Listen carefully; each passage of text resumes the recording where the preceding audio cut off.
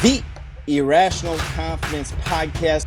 All right, ladies and gentlemen, welcome to another episode of the Irrational Confidence Podcast. We're talking college football, and there is only one game left in the season. It's the national title game. It's the Ohio State Buckeyes versus the Notre Dame Fighting Irish. I'm joined by my co-host, the man who once got lost in Northern Ohio. He found it a little eerie.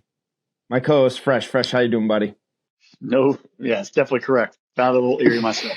Yeah. Haps, I'm doing great. Obviously, a little hit in the heart right now with the loss of Bob Uecker today, but we're going to talk college football. Funny little fun fact about our podcast. We started this in 2021, 21, 22. My dogs won. 23, our legal Eagles, a Michigan fan, they've won. And now, obviously, you, our buddy, we have a couple other buddies. Your dad are Ohio State fans. Drew, our producer's Ohio State fan. Another good friend of ours, Lance, is the Notre Dame Fighting Irish fan. So in the first 4 years of this podcast, one of all of our fan bases is going to win the national championship. It's pretty cool. So hopefully that trend keeps coming in 25 and 26 and 27. We keep our little group together and prevent all the outsiders from winning titles. We're really excited about this matchup in Atlanta. Great journeys from both these teams to get where they are here. It's a pretty cool spectacle we have on Monday night. Yeah, right now, at time of record, Ohio State 8-point favorite in this game, over-under set 45.5. You take a look at what Ohio State has done, man. Going up, you think about where they were about, 8 weeks ago, down on their luck, losing to the team up north, and they wind up going, I think everyone in the world was doubting them against Tennessee. And they go out and put on a show against Tennessee. Then they go out to the Rose Bowl, beat Oregon, and wind up going to the national title game after beating Texas. Take a look at Notre Dame. Notre Dame, for all year long, we talked about them being the yeah, but team. Because they win a big game early on in the year, Texas A&M. Lose to Northern Illinois, which everyone's going to bring up constantly. And then they go on a run. They go on an impressive run all season long, but they don't really play anybody. Their schedule was a lot of people will say it was a softer schedule. So they get Indiana in week 1. They get Georgia week 2 in the college football playoff, and then knocking off Penn State. All three of these wins for both teams have been nice wins. They deserve the respect they have to get to where they are here as well. So, I think this 12-team playoff has really played off. I've been entertained, and at the end of the day, that's the most important thing. We're in the entertainment business. Football is an entertaining game, and this 12-team playoff has really paid off. Yeah, every single week, in the first round matches, we're like, there's a bunch of blowouts. All the home teams won, blah, blah, blah. But you know what? It expanded out. It showed us what's there. It allowed for unique matchups to occur and for everyone to, in theory, get a shot. It's played out. We've gotten some rematches. We've gotten, conferences like the Big Ten, SEC, or ACC, and, whoever, the Big Ten or ACC and SEC and all those groups facing off. Big 12 and the SEC when the Arizona State and Texas, faced off. A lot of matchups that normally we wouldn't see, and facing off in locations, whether it's on site, which I thought the on location games were fantastic. I agree. We can say for the offseason, but I think maybe the top 4 seeds should have the home games and not, be sent to the bowl games, but we move past that. But the play, very similar to the NFL, where it's a reset. You get in the big dance, you get in the show, sort of reset your vision of like, all right, we won our conference, we won our division, we didn't win our conference, we didn't win our division, but now all of our goals are ahead of us. Now we enter the playoff. How can we make that run? We've seen 7 seeds do it in the NFL. We've seen 1 seeds maintain dominance and control all the way through. But you're going to get the unknown variables of who is ready to play, who is going to beat up, who was using that last ounce of fuel in that tank in that conference championship game just to get over the threshold and host that conference title. But when the playoff comes, they're like worn out. Or did that 3-week layoff kill that momentum? And other teams who played quicker got a chance to sort of, and we call, flush the whole, nonsense from before and reset with nothing to lose. And we've seen all those different aspects come into play, especially with the top 4 seeds all losing in their first game and everybody else gaining momentum and moving on from there. It's going to be tweaked. We already know that in multiple different ways, and we'll discuss that in the offseason. But where we are right now, the 2 teams that are deserving and have survived this gauntlet of the season are where they're supposed to be right now in Atlanta on Monday night. Yeah, Fresh. And I'll be honest with you, I was skeptical at best. I really was with this whole 12-team playoff. Me and you had multiple discussions off camera, a little bit on camera as well. I always was a big proponent of them going from 4 to 8. I thought 8 was the reasonable thing. You could still play every game at a bowl site, everything be neutral site. And then when they announced it going to 12, I kind of was like, I don't really like that. And I'll be the first to admit, I was wrong. I was wrong about that. This has been entertaining as all get out. I've enjoyed the ride the entire time. And that's one of the things I told myself as an Ohio State fan going into this entire 12-team playoff field, that I was just going to sit back and enjoy the ride, enjoy whatever happened. And it's just been a blast. It's just been an absolute blast for me. I put something out on Twitter that I thought was really interesting. And again, if you guys aren't interacting with us on Twitter, this is a great time to join with us, interact with our questions on there. But I put people out there what their thoughts were of the 12-team playoff. And a lot of people were talking about, well, this has been, they have to do the reseeding and they brought up the home field advantage and all sorts of things like that. And I said, the thing I went back to people was, are you already willing to make those changes off of a single year? So one of the things I've always tried to think about is whether or not something is a trend that we're going to see year after year, or is it like a statistical anomaly? Because you take a look at what we have. Are we going to have next season, because we are going to have the exact same 12-team format next year. There might be changes coming in 26, but the format's going to be there in 25. Are we going to have a Boise State, a group of 5 team that runs through, that has a close enough loss to a Power 4 team that gets them into the top 4? Are we going to have a story like Arizona State that kind of comes out of nowhere and because everyone else is beating up on everyone else, gets themselves into the top 4 on a last second, like last weekend type of wing and a prayer there? I don't think so. I don't think we're going to have the same story play out again next year. I think it's going to be a completely different story. And I'm not ready to make any changes until I see a second field. Well, and you kind of look at it like the Indiana story. Are we going to get some teams going to squeak in? How is the committee going to evaluate? Because there's really no written rules outside of, there's 12 teams. There's the 5 conference champions, and then the 4 best conference champions get a bye. There's no real set rules. Right. And you kind of look at professional, and I'm going to use, because these kids are getting paid, even though they had the NIL ruling today, which I think that'll get adjusted and there'll be lawyers involved for that perspective. But there are rules on how do you qualify for a playoff spot. And it's pretty documented because it's all in one league, and there's, the AFC, NFC. Here, you have all these different conferences. The NCAA really has no say in it. It's run by a committee on top of itself that's funded by the networks and the conferences. They all have their own political power and trying how they want to weigh things and how they want to twist things. So There's always going to be a gray area. Now, when you come to like NCAA basketball tournament, that's where I kind of like, there are differences. NCAA tournament is an NCAA run function. Yes, they get money from CBS and TNT and the Turner Sports Network or whatever, but they're the ones picking the teams on their own committee. They have defined criteria. They qualify quad wins as, quad 1 wins, quad 2 wins. If you start using that kind of analogy from the strength of schedule, this debate would go on forever. And you can't make it a 68-team field because the regular season would then be useless. They just had to put teams in there and sort of figure it out. Will they make some adjustments based on this?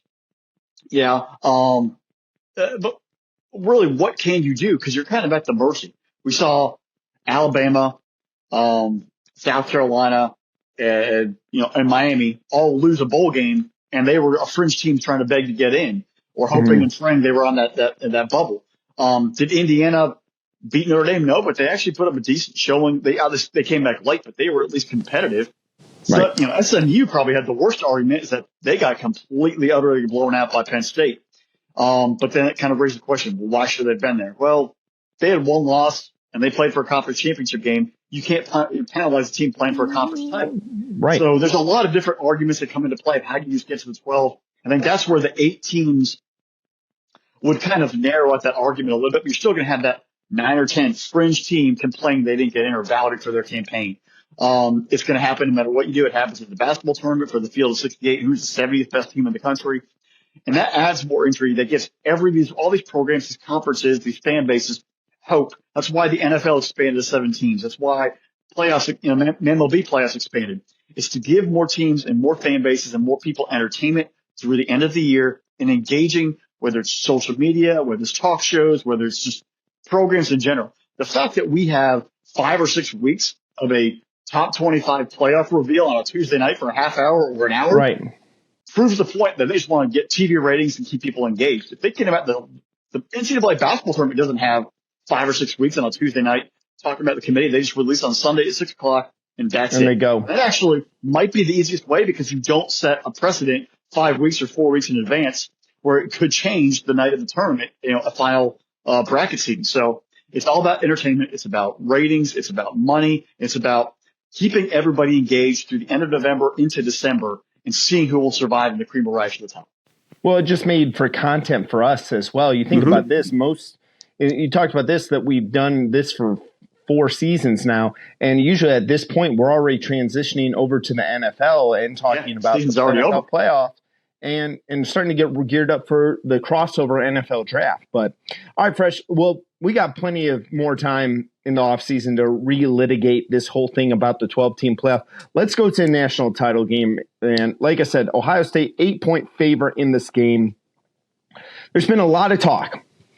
This Ohio State team has gotten all the pats on the back, all of the accolades, all the people telling them that how great they are. And a lot of people are making this seem like a foregone conclusion. The thing that scares me about that is I hate that when everyone in the world thinks one thing is going to happen, something else winds up happening. The one question I have, and no one has been able to answer this one for me, and I think that this is the one major advantage that no one is talking about enough, is Ohio State's front four versus that Notre Dame offensive line that is patched work together. They're down to the 3rd starting left tackle. I know that they got some other guys on that offensive line that have been banged up, and everyone kind of just feels like they'll transition just fine. We just saw what Jack Sawyer and JTT and Williams did to 2 guys who are projected as first-round picks in the NFL draft, first, second-round picks. They're on that Texas offensive line. So how does Notre Dame come up and stop this Ohio State pass rush or even the run defense? Because Texas was a great rushing team, 59 yards in that game on the ground for the Longhorns.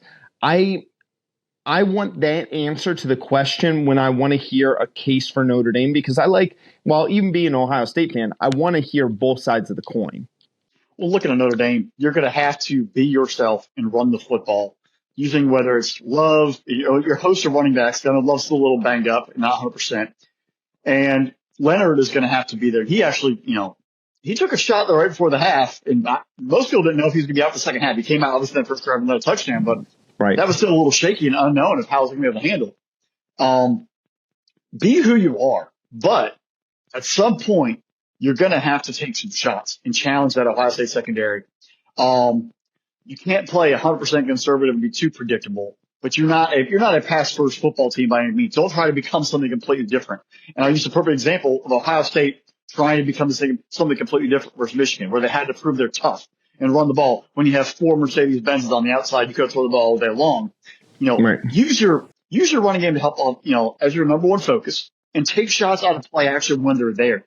But you're going to have to eventually wear down that front 7 the best you can of Ohio State and lean on them. Do not let that pass rush get going, because they're going to slow down if you can run the football, whether it's draws, whether it's dives, powers, off tackles, however you're going to run the zone. You have to be able to use the ground game to dictate and slow down that pace. Because if you're getting 3 outs through throwing the football, eventually that Ohio State offense is going to be in gear and not going to be able to catch up. And that offensive line already dealing with injuries is going to have a very tough time dropping back multiple times and throwing the football. You have to be smart with this. Take your shots when you have a chance off of play action, but be who you are. What you've got here and how you got here is your defense setting it up through turnovers and shortening the field, special teams making plays, and your offense running the football. Do not change one of the biggest spectacle or the biggest, venue you're in. Your approach has gotten you, and Marcus Freeman's built.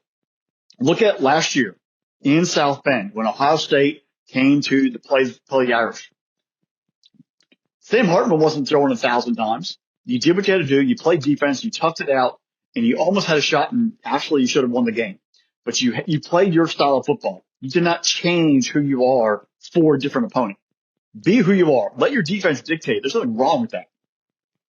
Defensively, your pass rush got to show up, but your secondary is going to have to be more important. And that's where that balance is. Do we get a pass rush to help secondary, or the secondary be able to contain a lot of the pass rush to get home? You're going to have to find that even balance in tackle and space. Al Golden, Marcus Freeman, put the staff together, design a scheme, get after it. But they're going to have to show up and be relied on. They bend, but they don't break. We saw what happened versus Penn State. Tyler Warren was getting loose. They were able to sort of bend with that. They were able to bend with Singleton and Allen running. Drew Alar eventually choked. Got to do the same thing. Bend, but don't break. Make chances when they're there. Tackle. Find ways to get home and get off the field. Allowing field goals and not touchdowns are big wins. And if that means, having that safety hang over top, protecting as much as you can, keeping everything in front of you, building that big bubble, that will work. Slow the game down, make it ugly, make it frustrating for Will Howard. If he gets frustrated and it's not, there for the taking, it at least helps you out. But you're going to have to be on your P's and Q's and be able to dictate and sometimes out-scheme and outthink that Ohio State offense. It's not going to be an easy task for this Notre Dame team. If they were fully healthy with Benjamin Morrison there, and obviously their offensive line in great shape, I'd be much more energized by what they can offer. But your secondary is already going to be a disadvantage against this elite receivers and your top corners there. How's Watts going to be moved around the field? Jack Kaiser, linebacker, how are you going to use him as a weapon for patrolling the middle of the field? Is he going to be a spy on Will Howard to keep that running game kind of in check, or are you going to have him try to go and handle Henderson or Judkins? That's a little tough task. So this Notre Dame defense all have to play as 11. They have to scheme together and be in communication and be on the same page. Do not allow those breaks in the secondary or the levels of that defense. If they can, like they did last year up in South Bend, able to execute and wear down that Ohio State team, make them frustrated offensively, especially in the red zone, it allows maybe those mental mistakes to become turnovers or just eventually just 3 and outs and punts. But you've got to be the stronger team mentally and play as a unit of 11 guys to be able to function for the entire 60 minutes of the football game. Looking at Ohio State, do what you do. Do not change a thing. Don't come in here and try to be like, somebody even joked, obviously there is Ryan Day, Lou Holtz banter going on outside, for the past couple of years now. Don't be baited in, Ryan Day, trying to be tougher than Lou Holtz. Lou Holtz isn't playing this football game. Don't try to be who you are. This whole, when you did that versus Michigan, that drew a lot of ire and drew a lot of confusion. Don't be baited into this, outside dialogue of, I'm going to be tough to beat, old Lou Holtz. He's not playing the game. He's not coaching the game. Do what you do. Throw the ball. Use your players. Texas took away Jeremiah Smith for the most part. You still use the rest of your weapons to make plays with the offensive line, with Henderson, Judkins, the other receivers. Do what you do. Be consistent. And embrace the moment. There's not many guys on this team that were there a couple of years ago when they played Georgia, and even then, that entire team played really, really, really well, almost at an extreme elite level. Don't let if anyone was in that dome before, do not think about that moment. It has nothing to do with this game. Just show up. You're a different Ohio State football team. You have a different thing in front of you. Do not let that place become a house of horrors and let it sink into your mind. Do not try to be anything different. Defensively, I think Jack Sawyer basically, he's become the leader and probably going to, if they can capture a national championship, might go down as one of top 50 Ohio State Buckeyes of all time. I'm not going to say top 10 because that's an absolutely ridiculous statement, but one top of the more legendary defensive guys, at least. But one of those more legendary players in Ohio State history. And it's not going to be more of a statistic thing sometimes, but more of he's the leader on that team. He got them to take a different view. He's gotten them to focus. Feed off that energy. Feed off that approach. Feed off that aggressiveness and go get them. Tackle, tackle, tackle. Make Notre Dame one-dimensional. Force Riley Leonard to throw the football. Use that inexperienced, or I'm going to say unknown, at a higher level, passing attack. Force them to have to step up and make big plays. But the last thing I'm going to say about this ball game, because it's pretty widespread and how it's going to be dictated, Ohio State cannot underestimate Notre Dame. You look at I'm going to go back to the Sugar Bowl. At that point, going into half, it was going to be 10-3. If Georgia just runs it out, they go to halftime, it's 10-3. You move on, it's a different half. They try to throw the ball. They let Notre Dame get a chance to get a sack. A strip sack became a touchdown. Then they fed off that with another touchdown, the opening kickoff return, and it spiraled out of control. You take out that that 4 minutes on each of that middle 8, who knows what that game becomes? But they survived. They were still alive. They had life, and they allowed mistakes to happen. They took advantage of those mistakes. You look at the Penn State game versus Notre Dame. Penn State had a chance in that first half to put Notre Dame away, and they could never finish it. They could not put the final nail in the Irish. They let the Irish hang around. Riley Leonard comes out in the first drive, takes it right down the field, scores a touchdown, ties the ball game, and then from there they were able to just really build momentum and take it to the Penn State lines in the second half and emerge victorious with the W. You've got to be able to finish Notre Dame. Do not give them light. Do not assume that they're going to play light. Take advantage of every second and every moment of every play, because Marcus Freeman has those boys playing. We talked about this in the Sugar Bowl preview. This is not a Brian Kelly Notre Dame football team. No. These guys are going to play for the coach. They're going to play for each other. You cannot give them any ounce of hope, because if you do, they're going to keep themselves a living. They're going to keep playing every single play. This is going to be a battle of momentums and who wants to be there. The pressure's all on Ohio State now. Everybody expects them to win by 10 plus. They've been dominating, steamrolling people into the playoffs. They've been on a heater right now. I was just in Vegas last weekend. When you're on a heater, you never leave the table. You just keep going. You keep rolling. You never take it for granted. You never assume that you have this all in the bag. You just got to keep, playing the dice or rolling the ball through the roulette table, hitting, taking the next card. You've got to keep playing. You got to keep playing. You got to keep playing, because you never know when you're going to bust. You've got to keep being fortunate in all your aspects and taking advantage of every positive momentum you possibly can grasp at the moment. Right. This is a big opportunity for Ohio State to win a natty and to bring a lot of joy to a massive fan base who was in some serious dark times and seriously divided over their own head coach. Right. I think right now that's calmed. We've gotten past it, win or lose on Monday night. But if Ryan Day wins this championship, it will bring a massive joy to him. It'll be a massive stress relief to him, and it will open up a lot of eyes of what that potential could be. I'm taking the Buckeyes to win by 10 plus. I think they're going to be able to put on a show. I think Jeremiah Smith is going to have a heck of a night. Big win to Ohio State, in my opinion, and congratulations ahead of time. Yeah. Fresh.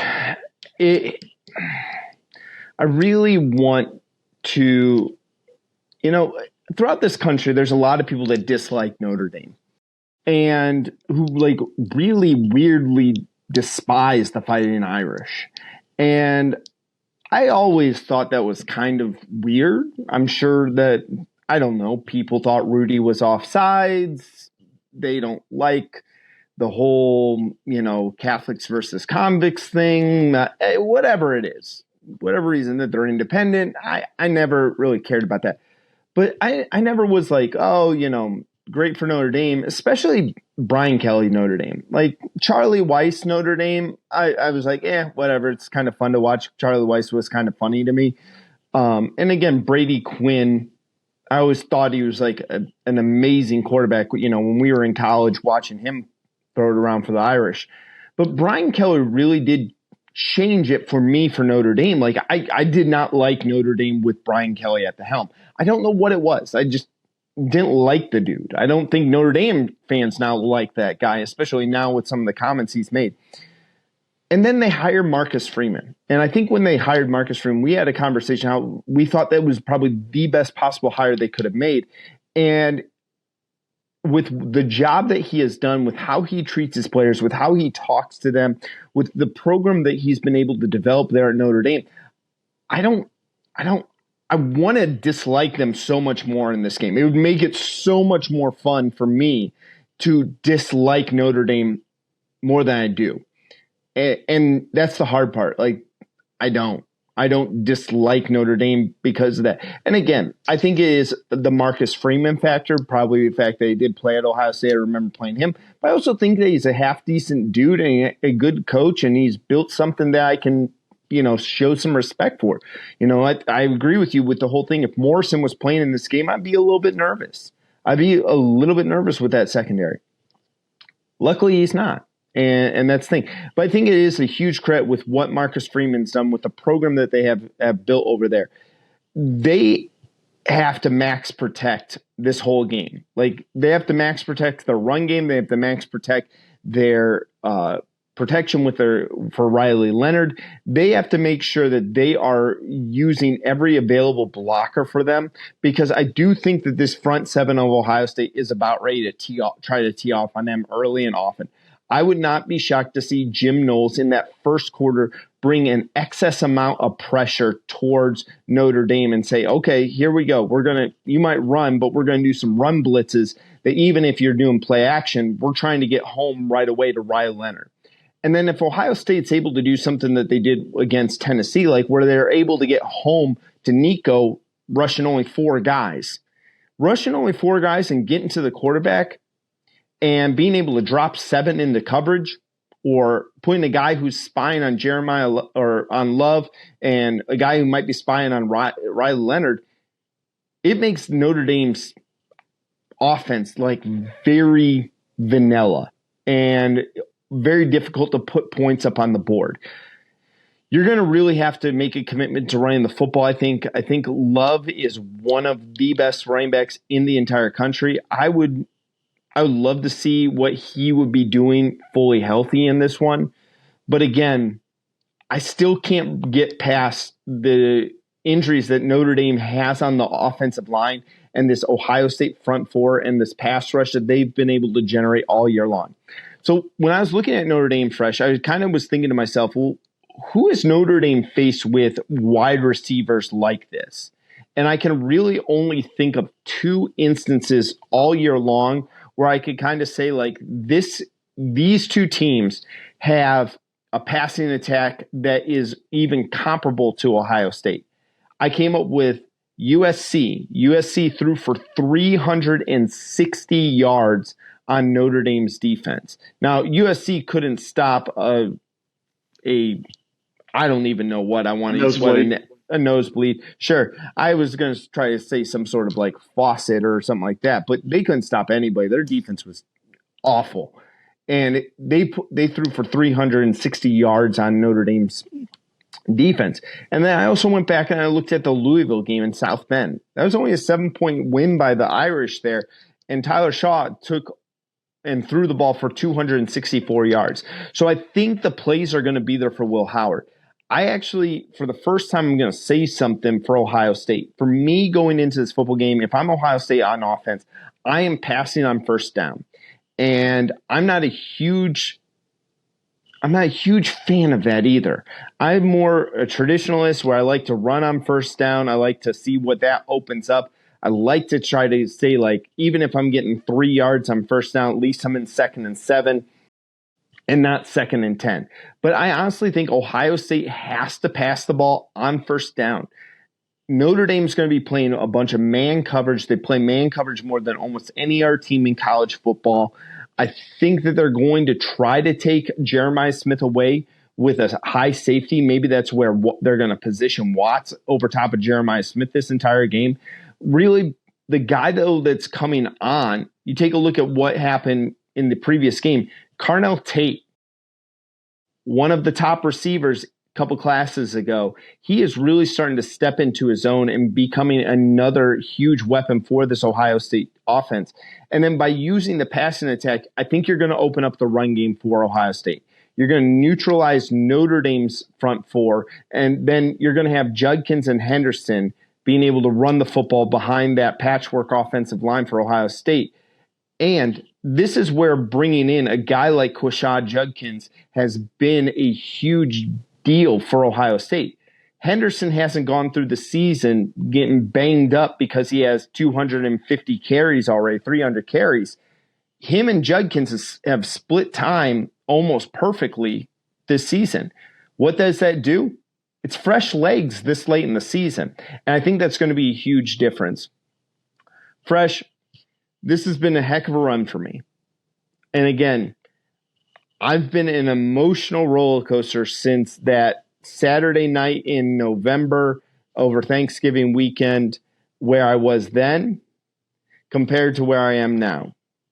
And the funny thing is that I've seen a lot of people try to like discount what they've done and what either one of these teams have done. Oh, they didn't play for a conference title game. Guys, we knew this was coming. This structure is so much more like the NFL. You have an opportunity to be the first national champion on a 12-team playoff. I'm going with my Buckeyes. I think that they're going to win. I'm hoping that it is a double-digit win on this one. I'd like to have a nice, comfortable championship game where I'm not fretting till 11 o'clock at night that they're going to pull this off. But where's the fun in that? I said that I wanted to enjoy the ride, so maybe that might be good. But again, I'm already getting a little bit too much white in this beard over here.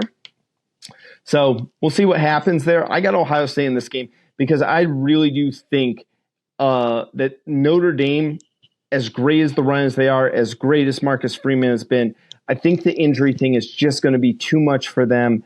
The one-dimensionalness of their offense is going to kind of come back and haunt them a little bit. If Riley Leonard is able to throw the ball in this football game, good on him. Like, great job out of him, and they're going to have to do something different. So give me the Buckeyes here to beat. They're the first team to win the 4-team playoff, first team to win the 12-team playoff. I'm going to love it. I'm going to enjoy every single minute of it, and I can't wait to see what is going to happen. I still am a little bit leery, though, because I hate feeling like anything is ever a foregone conclusion. Well, it's funny.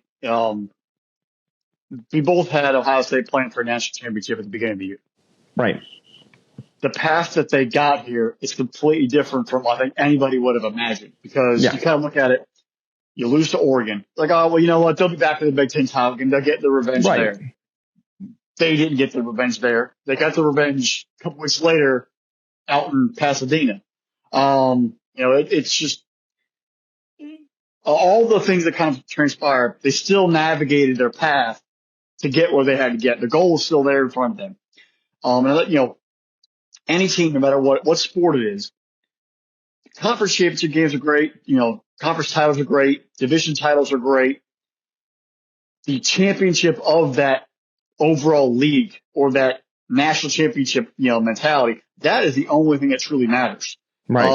And we'll dive into like conference title games. The money's there, so they're still going to exist. But is that championship, is that trophy much more watered down? Kind of like a conference championship for basketball. It's like, oh, it's great, we won the basketball title, but most teams have already if they're already in the tournament, their focus is already shifted in a basketball perspective. It's great if they win it, but if they lose, they're like, whatever. So how does that come into scope here, where Oregon has a title, Georgia has a title, Arizona State has a title, Boise State has a title, Clemson has a title. And you're kind of like, that's great. You won a conference title, but the national champion, they didn't even play for the conference championship game, and they are still the best team in the country. Right. It's a different view in this world. It's an exciting world. I think it's going to continue to keep getting more involved as teams, refocus, but money will drive and keep the title games alive. And I just hope that money doesn't force us to expand this past 16. It's probably going to happen, but 16 should be the limit. We can't be going to 24 teams or 32 or whatever. No. That is just ridiculous. Like 16 is the perfect number. Stopping it there. 12 is already maybe too many, but you can't go any farther. We're going to see we're going to see better football as years go on. Coaches are going to get different in how they approach the seasons. Players are probably going to be a little more different in how they approach the year. As if we're in a good path, keeping our bodies healthy, more rotational depth, maybe guys taking an extra week in the middle of the season to get healthy, or not playing as much in September, October to be ready for November, December, and January. Right. As this evolves, we're going to see more of it, but it's exciting. It's been a long, great season, a grind, really, really awesome. Looking forward to Monday night, and then obviously looking forward to what comes in 2025 as we turn the page into the second year of the expanded playoff. Yeah. I think back to one of my favorite quotes of all time in my that I actually read in my lifetime. I think back to 2014 Fresh. I'm sitting in middle of July in South Florida, and it's lunchtime, and all of a sudden on ESPN comes across LeBron James is leaving the Miami Heat to go back to the Cleveland Cavaliers. And it's also a surreal moment when the Cavs later on won the NBA title. You know, I was sitting there in Parma, Ohio, and I think back to something that LeBron said to Lee Jenkins all the way back in Sports Illustrated. And again, if you have never read his letter to Cleveland, it was pretty, for those of us who are from the area, it meant a lot. And he said, in Northeast Ohio, nothing is given, everything is earned. You work for what you have. I'm ready to accept the challenge. I'm coming home. And those closing lines of that letter, I think, epitomizes this Ohio State team. This wasn't given to you. This wasn't given to you. And I feel the same thing about Notre Dame with this, but this wasn't given to you. You had the entire world against you after that weekend of Thanksgiving. And now you've worked your tail off to get to the mountaintop. It's a great story. I can't wait to see what happens on Monday. And it's just going to be a wonderful time, win or lose. I've thoroughly enjoyed this 12-team playoff. So can't wait for that. But we'll recap it when we're all ready and said and done with it. And then we'll try to figure out what we're going to do next. But hey, guys, we're not stopping there. Just because the season's going to get over, we got more content coming your way. So to make sure that you see everything, hit that subscribe button up there. Hit the notification bell. Get notified whether or not we drop a new episode, whether you want to go back and look at some of our old episodes, some of the stupid stuff we've said throughout the year, some of the really intelligent things we've said throughout the year. You know, if you're fresh, sometimes you'll call a game right on spot on the nose and have it down to the final drive almost. I'm looking at you. So Notre Dame by 3. Notre Dame by 3 over Penn State. Yeah. So you take a look at that. Make sure you're checking that out. Make sure you're going on SpinnableSports.com because the Irrational Confidence Podcast is part of SpinnableSports.com. Hey, special thanks to our producer, Drew. Without him, none of this is possible. Like, subscribe wherever you get your podcast from. Leave us that 5-star review because you guys know Fresh and I, we're those 5-star prospects. Folks, we are barreling down into one of the most fun parts of the season that we have. We got the national title game. We go and talk a little bit of Super Bowl, and then it's crossover time. It's time for where we kind of merge college football with the NFL. We're talking about the NFL draft. We're going to start getting you out some draft content. We spend so much time talking about college football. We get to know these players really well. We get to watch them quite a bit. So being able to see what does your team need in the draft? Who are some of the best players? Is this really that bad of a quarterback draft? Yeah, it is. I'm going to be honest with you. It's really bad quarterback draft. But there are good players in this draft. I'm looking at you, Tetris McMillan. Fresh, that's all I got. I'm going to stop there, or I'm going to ramble on. Another blast of football season. Join us on SpinnableSports.com. Spread the word. Join and subscribe. Spread the wealth, if you will. Spinnable Sports YouTube channel. Hit us up on X, Twitter, Twix, whatever you want to call it. Draft season is just as fun, but this national title game Monday night's going to be a really, really good time. I'm going to hate watching, but with that, we're going to have a great time and celebrate football as a whole. Talk to y'all later. Bye, y'all.